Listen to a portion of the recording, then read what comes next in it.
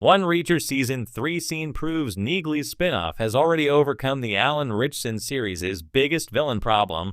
When Reacher first premiered on Amazon Prime, it was a fresh breath of gritty crime action grounded by Alan Ritchson's towering presence as Jack Reacher.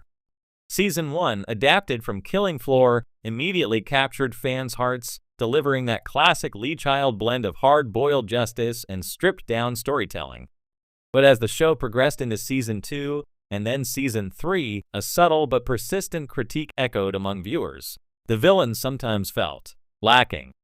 Either underdeveloped or lacking menace, the antagonist didn't quite rise to the level needed to truly challenge Reacher and elevate the stakes.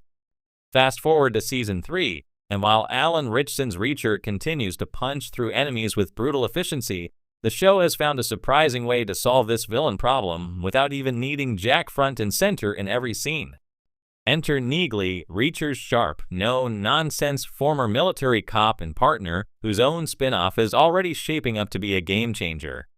And a single scene in Reacher Season 3 unmistakably proves that Neagley's upcoming show has cracked the code that the Alan Ritchson-led series struggled with, crafting villains that are just as compelling, dangerous, and memorable as its hero.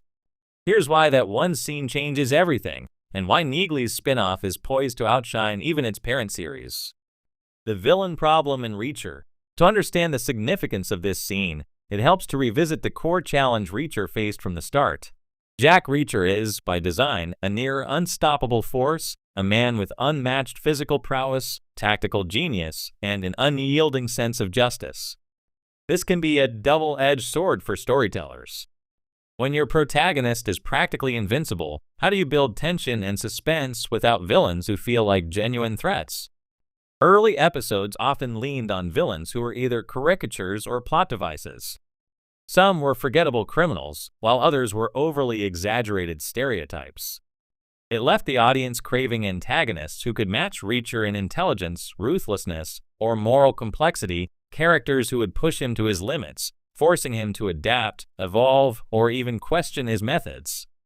The show improved over time, but even in Season 3, this villain ceiling remained a hurdle. That is, until the Neagley scene. The scene that changes the game. Without spoiling too much for those still catching up, the scene in question features Neagley engaging with an adversary who embodies everything Reacher villains have struggled to be: smart, unpredictable, ruthless, and deeply personal in their motives. Unlike earlier villains who felt like obstacles on Reacher's path, this antagonist operates with precision and layered complexity, forcing Neagley to step out of her comfort zone. What stands out immediately is the palpable tension, not just physical, but psychological. The villain isn't just a brute force or a bad guy for bad guys' sake.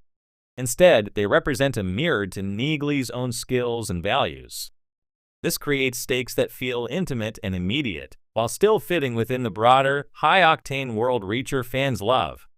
Neagley's responses reveal a sharper, more tactical side of the Reacher universe, a reminder that the show's strength lies not just in brute strength, but in wits, strategy, and the gray areas of morality. This scene is a masterclass in villain design, demonstrating how an antagonist can challenge a protagonist on every level without overshadowing the hero.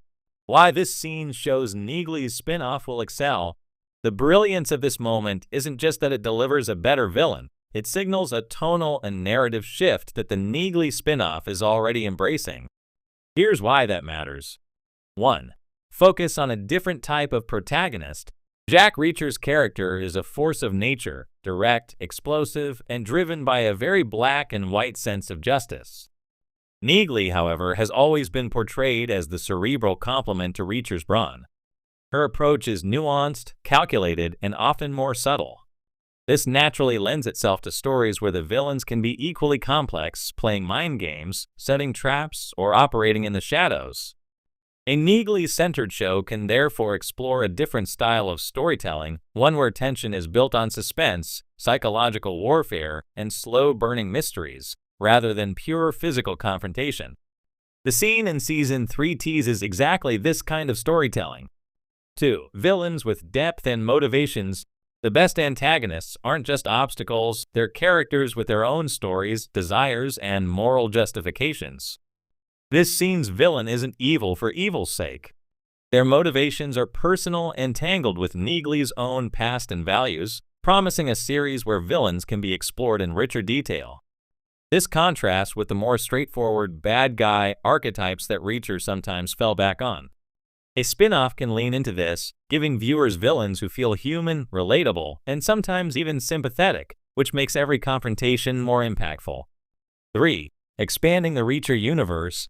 The Reacher franchise has a wealth of characters and stories beyond Jack himself. Neagley's spin-off is already positioned to explore this broader universe, from military conspiracies to deep-rooted criminal organizations, all through her unique lens.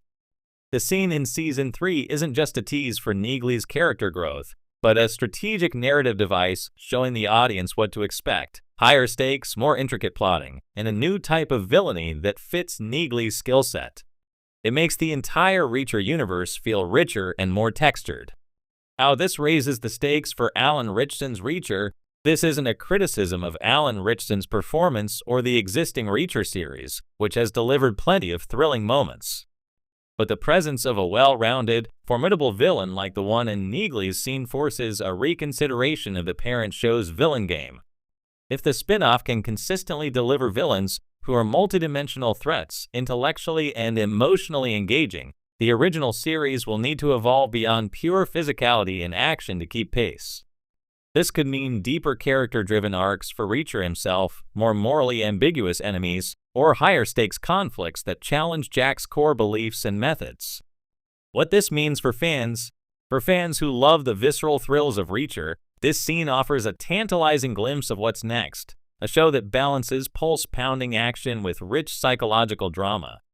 For those who longed for villains that felt more than just obstacles, Neagley's spin-off promises a refreshing change, one where every antagonist encounter is a chess match, every villain has a story, and the danger feels immediate and real. And for the Reacher universe as a whole, this scene cements that it's capable of growth. It proves that even a series built around a larger-than-life hero can deepen its storytelling by introducing villains who challenge everything the hero stands for. Final thoughts. One seemingly small scene in Reacher Season 3 does more than introduce a compelling villain. It marks a turning point. It shows that Neagley's spinoff is already poised to solve the biggest villain problem the Alan Ritchson series has grappled with. By focusing on layered, dangerous, and psychologically complex villains, the spin-off can take the Reacher franchise into new narrative territories. For fans eagerly awaiting more Reacher, this scene is a clear sign that the future looks bright, with better villains, richer stories, and a new heroine ready to